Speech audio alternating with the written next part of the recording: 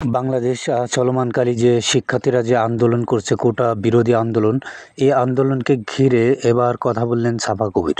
স্টুডেন্টরা কেন মরবে? এটা কেমন কথা?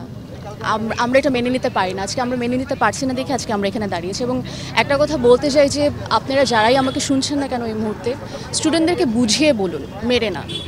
সো আমরা এই অপরাধ কখনোই মানতে পারবো না দেখে আজকে আমরা সবাই এখানে একত্রিত হয়েছি এবং আমরা চাই এটা খুব দ্রুত সমাধান হোক। আর একটা স্টুডেন্টের প্রাণও যেন না যায়, আমরা এই জন্যই দাঁড়িয়েছি। আপনারা প্লিজ একটু সবাইকে নিয়েই করেন, আমাদের সংহতি প্রতিটা স্টুডেন্টের পিছনে, তাদের দাবির পিছনে। এবং আমরা যতক্ষণ সরকার সেই দাবি এবং দাবি না মানছেন এবং তাদের প্রতি যেই নৃশংস কাণ্ড ঘটেছে সেইটার বিচার না হচ্ছে, আমরা সেই বিচারের জন্য এখানে দাঁড়িয়েছি, সেই দাবির জন্য এখানে দাঁড়িয়েছি। সো আপনারা ছড়িয়ে দিবেন যে আমরা যে ছাত্রদের পাশেই আছি, আমরা যারা সংস্কৃতিবান লোকজন আছি। আপনারা সবাই জানেন, আসলে সবারই আসা উচিত। আমরা আসলে অধিকারের কথাই বলছি, ন্যায্যতার কথা বলছি এবং ন্যায্যতার পাশে দাঁড়াচ্ছি। এই ন্যায্যতা আসলে আমাদের সবার। তো আজকে দেশের যে অবস্থা, এটা খুবই হতাশার, খুবই লজ্জাজনক এবং খুবই কষ্টের।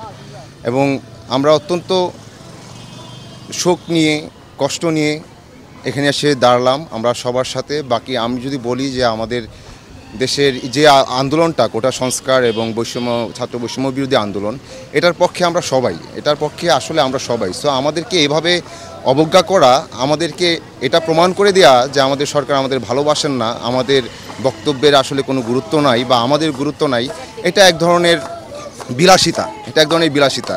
সো আসলে সংলাপের কোনো বিকল্প নাই, এখনও সুযোগ আছে। এখনও যদি ছাত্রদের সাথে বসা যায়, তারা যদি তাদের যে দাবি দাবা সেটা এক কথায় মেনে নেওয়া উচিত। তাদের প্রত্যেকটা দাবি আসলে আমাদের এখন পুরো বাংলাদেশের দাবি, হ্যাঁ, এবং প্রত্যেকটা দাবি যৌক্তিক এবং ন্যায্য। তো এই দাবিটা মেনে নিলেই যত দ্রুত মেনে নেওয়া যায় এবং যত দ্রুত এই সহিংসতা বন্ধ করা যায়।